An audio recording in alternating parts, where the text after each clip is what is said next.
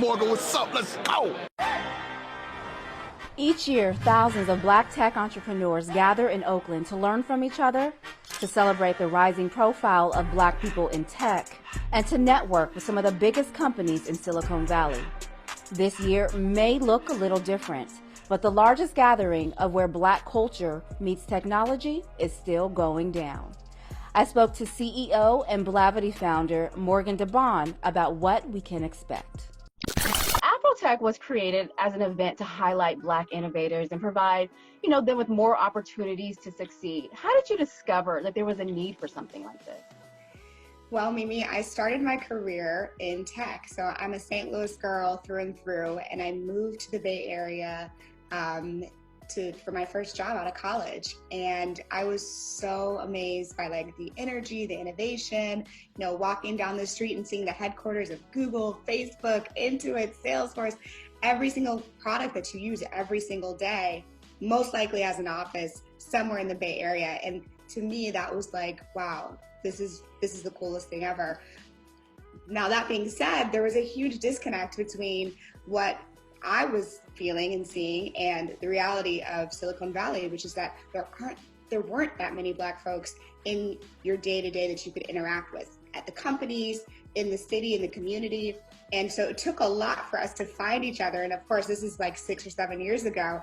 It's gotten much better recently, but back in the day, you could go days without seeing someone else Black. And that was, for me, a problem and an issue. And so Afrotech was created to help bring those of us who were in the Bay Area working at these awesome tech companies together so we could celebrate our success, so we could feel connected, so we could network with each other, so we can continue to advance in our career. And then when I became a founder and went through this whole other experience of raising money and venture capital, I felt the same way. I'm oh my gosh, I need to meet other Black female founders. How do I do that? Where do I go? So Afrotech is really a place for everyone to come together once a year to speed up that connectivity, and so that we don't have to feel as lonely. We are thousands and thousands and thousands of people deep, and we just need that little push to come together. The tech space is a place where Black people have typically been left out of the conversation. Talk to me a little bit about how Afrotech is working to change that narrative. So Afrotech works in so many different ways to help change the narrative. I remember when I first got into tech and it was where are all the Black people? We can't find talented Black people to hire. That's why we're not diverse. And I'm we are here. So one, we make it easy for our corporate clients. We have over 150 amazing corporate clients who are really driving the tech culture in the Bay Area and beyond. Facebook, Google, Twitter, Salesforce, Capital One, amazing, amazing companies. And we make it easier for them to hire top talent by pushing it and encouraging the Black tech community to go and apply for these jobs. So we have recruiting booths, and then we also work with them year round. The second thing is that there's a narrative that, man, there's not a lot of us. And part of that is storytelling. So Afrotech.com spends all of its time building up the narratives, the stories, and being a place for young entrepreneurs to see themselves, being a place for people to send their press releases, being a place to celebrate when people are rising up and advancing in the ranks within big tech communities, and making sure that we are showing up for ourselves and shifting the narrative and making it more accessible to people. And then the last thing is we work really closely with HBCU students and college students so that earlier on in their career, they can make the decision to go into tech, and they can know it's not just for engineers, it's not just for people in product marketing. I mean, we need people in finance, we need people in IT, we need people in copywriting and creative development and product design.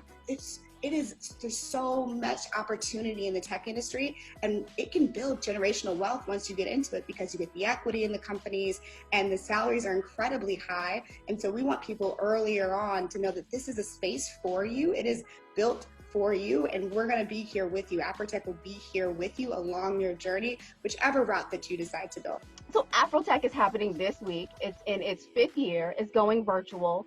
I know the event is very popular for networking, but talk to me a little bit about how the attendants will still find meaningful connections, the ones formed at the hotel bars or at the convention center in the hallway, and also some of the panels and things that we can expect to see.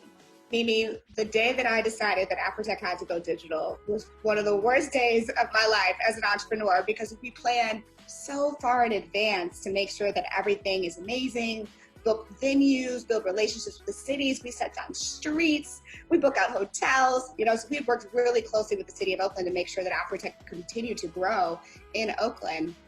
So when we made the decision to go digital this year, and probably around March or April, we had to think about, well, how do we have those spontaneous connections that you're talking about? It's not just about the panels. Now, we have great panels. We have conversations with Jadena, with Will Packer, with amazing, amazing founders who've raised millions of dollars.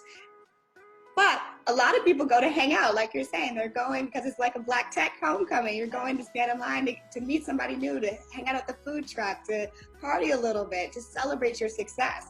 And so we knew that a simple Zoom call or a simple kind of digital conference where it was just about the content wasn't going to be enough to meet the expectations of our community, and especially techies. So we designed a whole new immersive experience throughout the week where people can have avatars. You can do your hair, you can put on some, cute outfits, and you can actually walk around the world and meet people, have conversations. You can, of course, go to panels and discussions. We have live Q&As with awesome folks like Michael Seibel, CEO of Y Combinator, Techstars, Founder Jim. So all of the kind of who's who of the Black tech community will be there, either in their avatar, really like walking around, or live in a video conversation. So I'm really looking forward to this experience. And my hope is that this was a more accessible experience for those who maybe couldn't have made the trip to Oakland. So when we come back in person in a couple of years, maybe next year, maybe the year after, it's going to be a bigger, brighter, more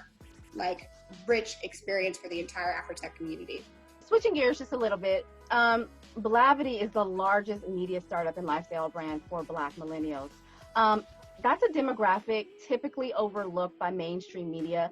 Why is it so important for you, Morgan, and your co-founders to engage communities of color? Black publications and media were a huge part of my upbringing. And I think that as I got older, I realized the power of us owning our own distribution and owning our own narratives. I mean, we've been in this election season, luckily we were victorious, but at the end of the day, the reason we were able to have power was because we were able to build networks with one another. We were able to distribute our own truth and help advance ourselves, right? And so Blavity Inc., as a holding company for Travel Noir and Shadow and Act and Afrotech and 2190, it's about how do we leverage our collective power through content and storytelling and build platforms so that others can leverage that huge, huge scale to go do good work for our people. But can you talk to me about how these very popular brands are challenging stereotypes? We were like, okay, what else can we do to super serve our community? We thought about going broad, expanding outside of millennial, expanding outside of Black, but at the core, what we wanted to do was make sure that that millennial Black person could have something for them, whether it was reading the news, whether it was being inspired to go travel, try out a new city, to book a new trip, whether that was to submit their script, their idea, to learn about actually all of these different parts of our lifestyle as a Black person in this country. And that was the decision ultimately. It was like, okay, how do we super serve and go deep with our audience? So to do that, we wanted to work with other brands that already had that same super love energy. We call it our kind of love metrics, right? Where your audience is incredibly engaged. And Travel Noir, which was founded by an amazing woman named Zim, had a phenomenal brand on Instagram where people would travel all over the world and use that hashtag trying to get featured on the Instagram account. And we said, okay, how can we leverage what we know about technology, about building distributions, and actually bring this on our operating system on our journey?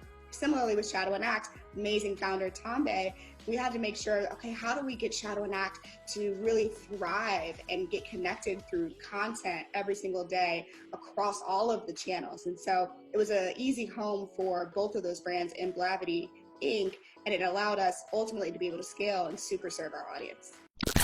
And that will do it for us. Thank you for watching. Please like, comment, share, and keep the conversation going. Let us know how we're doing. Shoot us an email or at cultureconversations@voxtv.com.